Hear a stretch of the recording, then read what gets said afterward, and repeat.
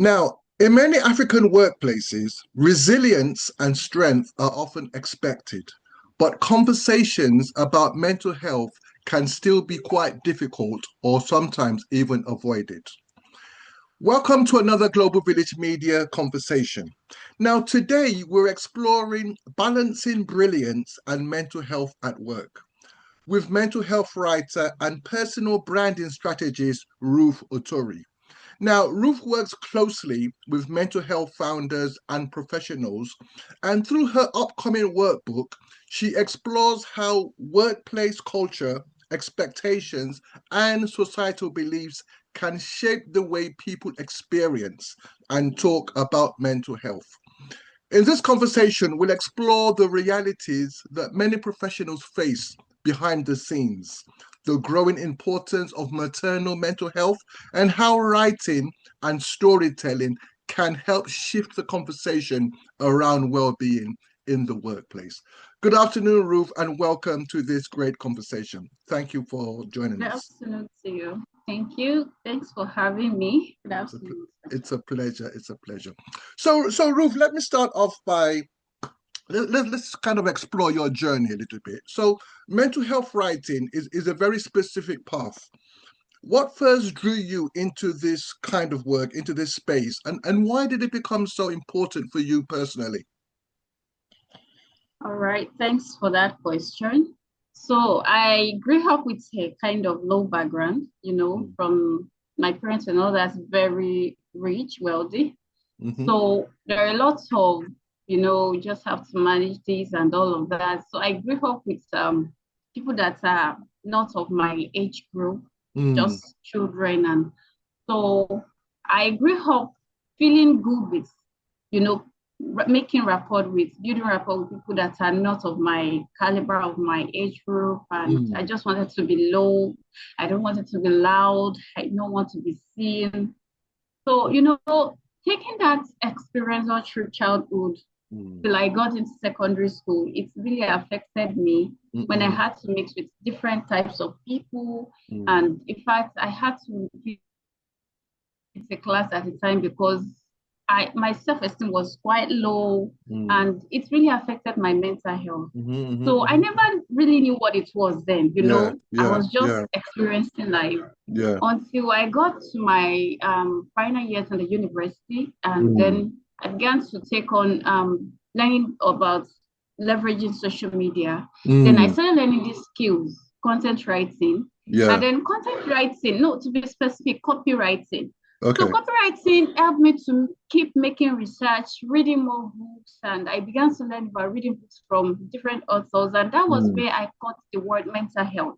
Okay. Then I began to read about self-sabotaging, imposter syndrome, all of these things, and it resonated with me deeply. Yeah. That was where I realized what I've actually been struggling with right from childhood. And then initially I was actually learning copywriting, but then reading more from authors in that niche, and then having had a first-hand experience, it really gave me that ability to interest rather, to write more. I just find it easier to write more on that experience, and then it began to, and as I began to write more, explore more, read more, I find it more easier, and then I was actually healing myself. And then I had to get a coach, a personal development coach, to really help me because it was a lot of struggle. I never knew anything about setting boundaries. I always wanted to please people, all those kinds of things. So it was a lot of journey for me. That was why mental health is really personal for me, and it's not just to, it's even for my healing. Exactly. That's how I see it. Well done. And I must say that I commend you for turning what was a struggle into a purpose. Yeah, so well done on that on that great accomplishment. Now, so you work closely with mental health founders and other professionals. Please explain, what have you noticed about the conversations that are happening behind the scenes that the public doesn't often see or that they might not be aware of? Okay. In my few years working with mental health founders and professionals, one thing I realized is that there are lots of behind the scenes stories that don't get out there. Mm-hmm. And the behind the scenes is always quite messy. And this is what I mean, especially about this aspect where caregivers. Now, I'm going to be sharing one of my experience lately. I worked with a therapist who also supports women, going through relationship struggles, then these different struggles, as high-performing women. So meanwhile, she's also a mother, she's a wife. And when we get to talk during meetings at times, she shared her story with me. In fact, most of the times, it's just a privilege for me to hear those stories, because according to her, she's always appearing, always on point, always professional, and so our relationship is not well stable. She struggled behind managing her husband and her children. And this is the same thing she's giving out. She's trying to support women having the same struggle and all of that. But she will never share the story. And yes, it boils down to, I could remember there was a time I shared a story while working with her. Then I shared the story and then I published it because I was managing a LinkedIn brand on LinkedIn. So then she had to tell me to delete that story, even though it was very great. It was already getting a lot of traction. And I was wondering why. The reason I now realized it mentioned a bit about her husband. She was like, no, she does not want anything to do with her husband on LinkedIn because her husband has different connections. I was just, so a lot of things are actually happening behind the scenes that if you want to share those kind of stories out, it will take you to have, to just be vulnerable. And then it is actually going to portray your brand well. So one last thing that I would like to say that is not always emphasized enough is that caregivers also need care. They need attention. They need support. Definitely. So we always talk about this last because many caregivers are about caring for people, just to get their goals achieved, but they themselves, they are actually lacking that same care. Those are some of the lapses that I've seen over time. It keeps happening. About 3 different mental health professionals that I've worked with now, and I kept seeing them reoccurring. Good. Thanks for that response. And actually, your answer there was actually kind of leading me into my next question, which is that in your upcoming book, Balancing Brilliance and Mental Health at Work, you kind of speak directly to professionals. Is there anything else that you might want to add? Why you think high achieving people, why they often struggle silently with their mental health? That's a very good question. That high achieving people, they are always known. They are always on spotlight, and they get their awards, their achievements. So there is this pressure to maintain that status quo, to keep doing more. I don't want anything that would dent my name and all. So it's the same person, and it's often rare. It's not many organizations that have this system to train others coming up.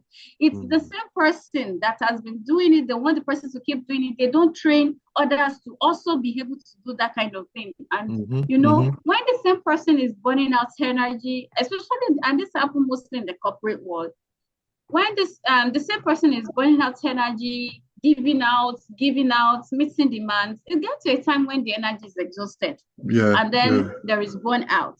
And then the person is not able to meet expectation, and then there will be lapses, and it will, at the end of the day, affect the organization. So many corporate professionals are going through this experience, especially high performers, as you mentioned. They are having this experience, and that's why I would employ that organizational leaders should start looking at training all their staff members, not just maintaining just a set of people to be doing the work.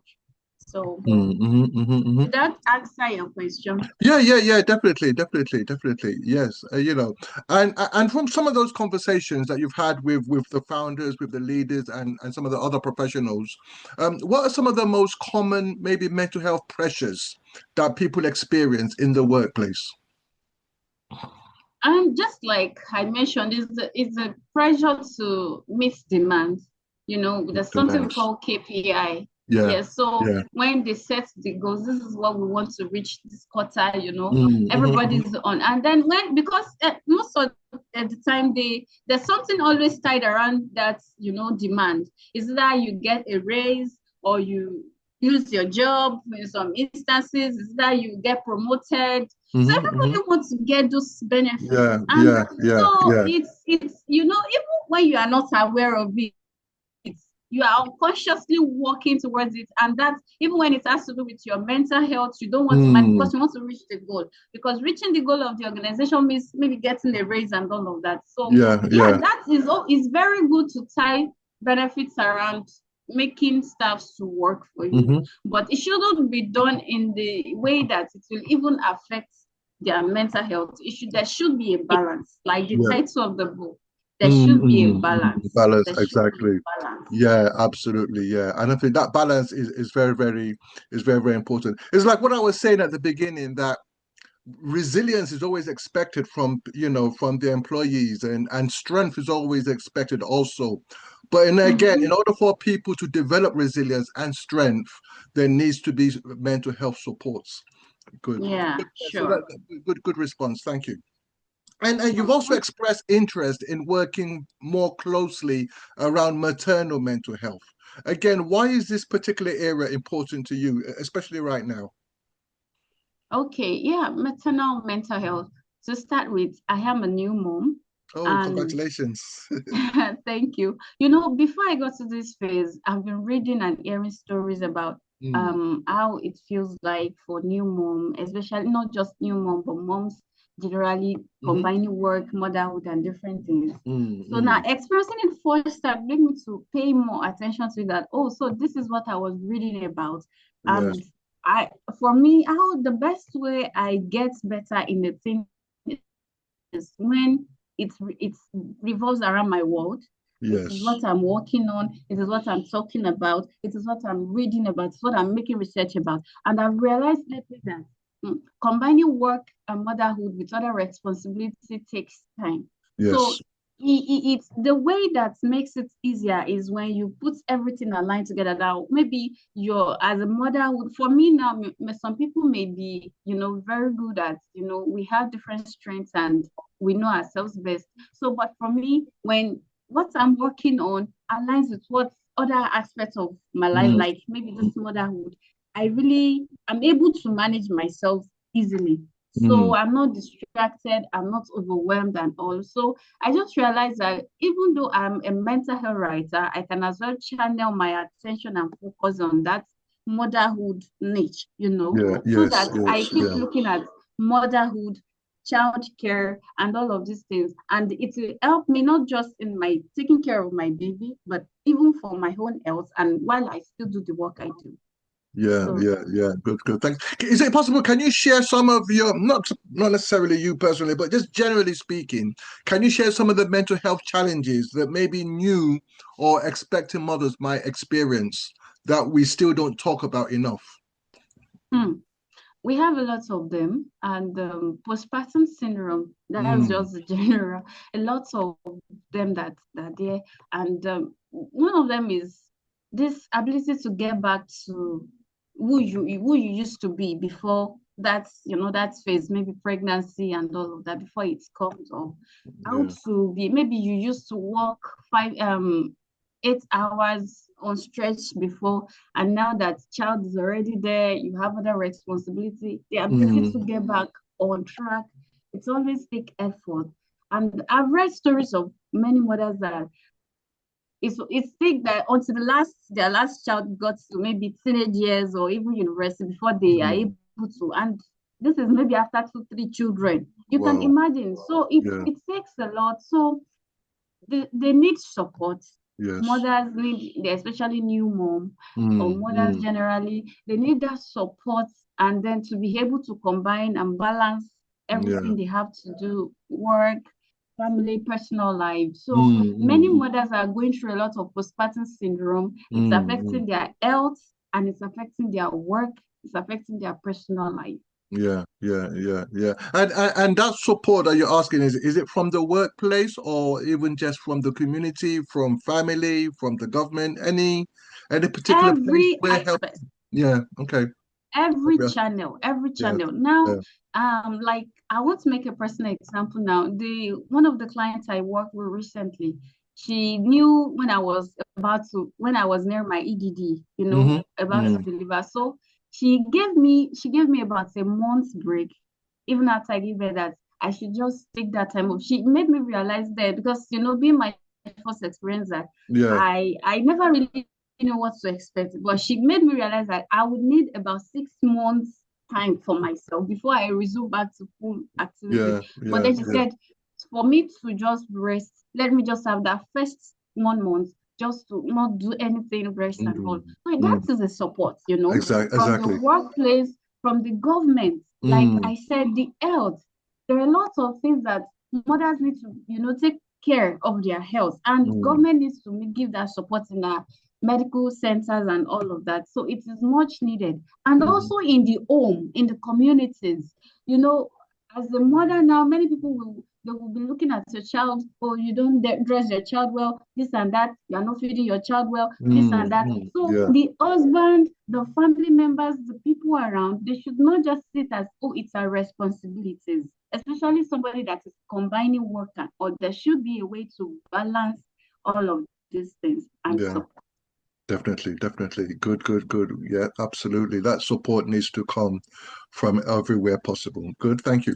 Now, Ruth, I've been following you, especially on LinkedIn, for some time now, and I must say congratulations on all your success. Um, Thank you. you use writing not just for content, but also for advocacy. So please Yeah. explain how storytelling and writing, how they both can change how people understand mental health. Wow, okay. Storytelling and writing, Mm. it's really a channel. There are many ways people can to create awareness. When Hmm. you want to create change in the on a thing, there are many ways you can do that. But storytelling and writing is one of the ways that is very easy, especially now with the era of digital, social media, or anybody can go on the social media, write a story, Hmm. share Hmm. Hmm. content and all of that. So I Yes. think that is the easiest way to create change. So Yeah. now about mental health. Now in my connection, I have different types of people in my network. And when I share a story, it goes to their feed. So focusing on these professionals, organizations, these leaders and management, they are also on LinkedIn.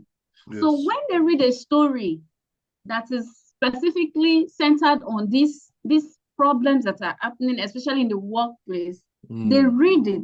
They know that it's happening. The HR, the employers of labor, we have them all on LinkedIn.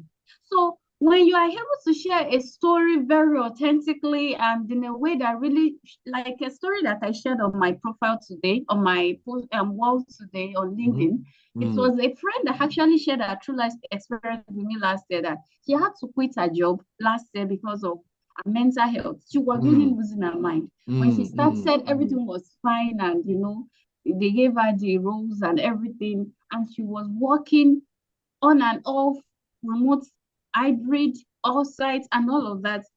For 2 years, they got returns, they got Mm. sales. My friend only got 8,000 naira increase on her Wow. job. No Yeah. mental health support. They Yeah. work weekends, they work weekdays, no Yeah. mental Yeah. health support, nothing. Wow. If she wants Yeah. to take a leave, she will have to wait and beg, and it would look like as if they were doing her one favor.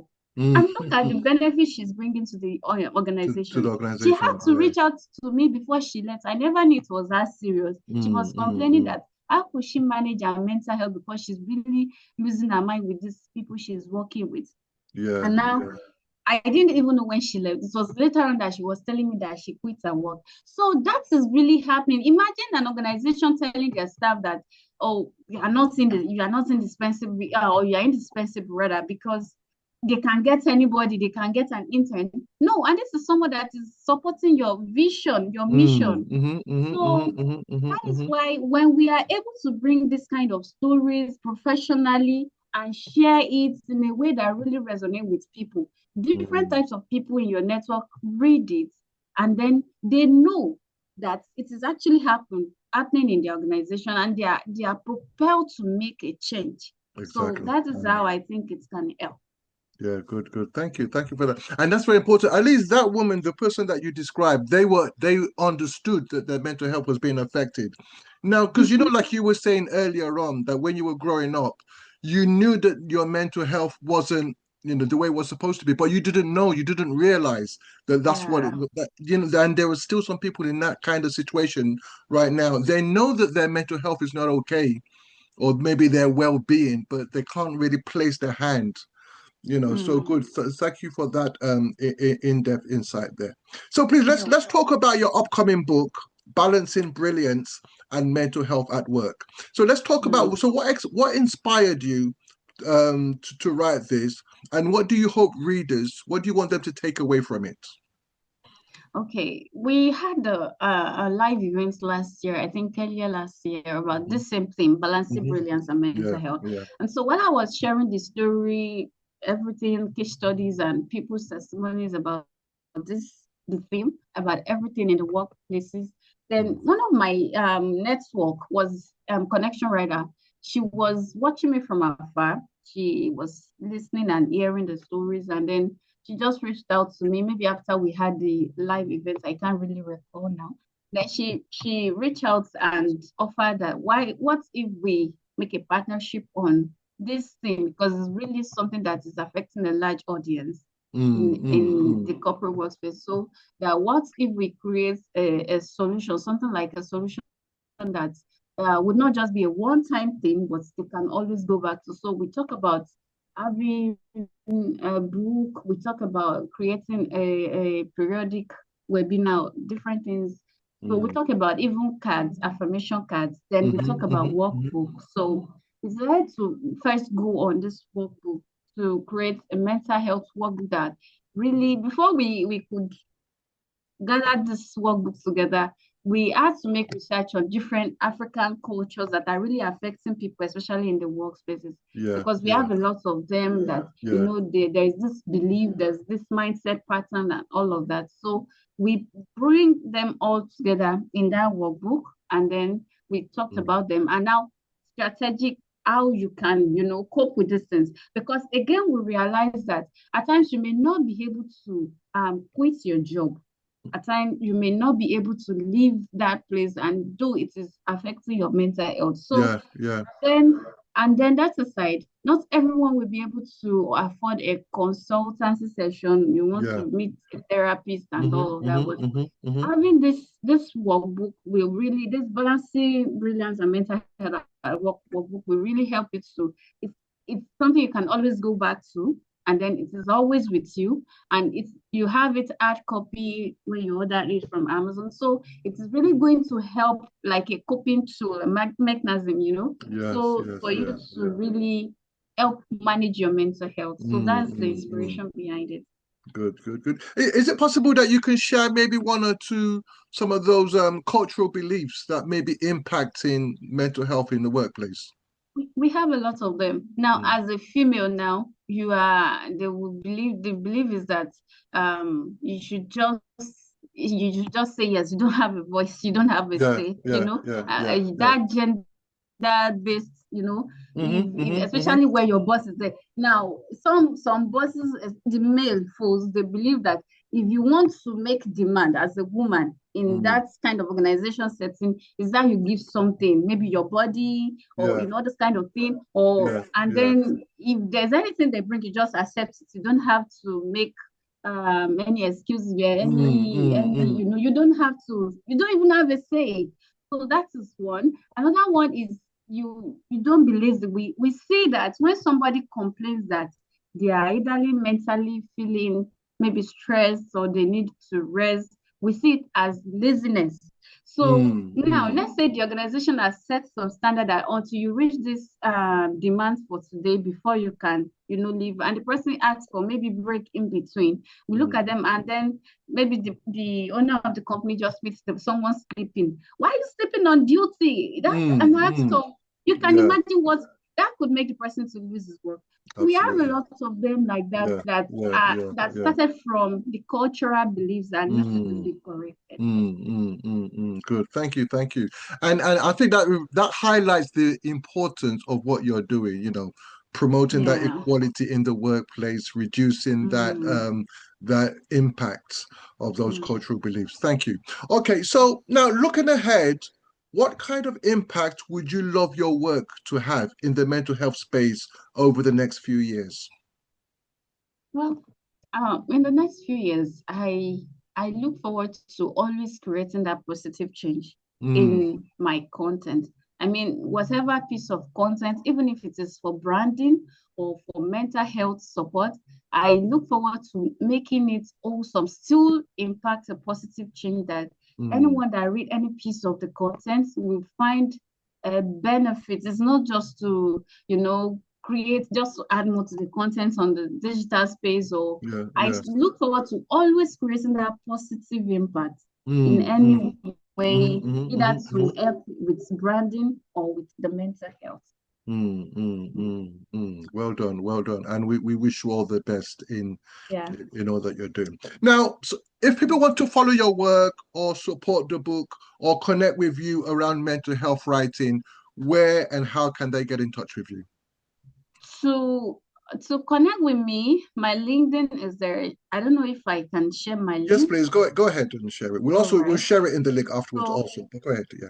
okay, thank you. So also my to get the book on Amazon, I will also share the link. Or is Okay. can I share the link with you Yes, you after can. this Yeah, you call? can. Yeah, All yes, you can. right, all Yeah. right. So I'll share the link to the book on Amazon with you. And then the launching is coming up on Thursday, 2 Mhm. p.m. What? So I'll be sharing the link with that, the three links to the Amazon book on Amazon, link to the launching events, and then my LinkedIn profile link to connect with me for any purpose, either for networking, for mental health writing, for partnerships. Mhm. I'll be very glad and open. All right, good. So all the information to get in touch with Ruth will be in the description, in the bio in the description. So Ruth, thank you so much for joining us and for Thank sharing your you. insights, your professional journey, and the heart behind your work. I think it's been a very important conversation because it shines a light on an area that is often overlooked.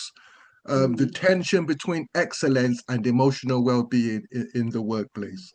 I think mm, your insight has also helped us to think more deeply about how cultural norms and the mm, pressures of the workplace and mm, unspoken expectations, how all of these things affect mental health, particularly mm, within the African workplace context, where strength and resilience are often emphasized.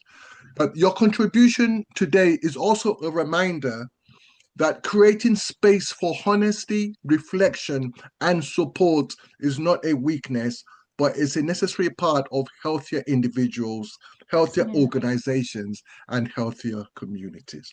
So, thank you for everybody for listening. So, before I round up, Ruth, please, can you leave one final word for the viewers?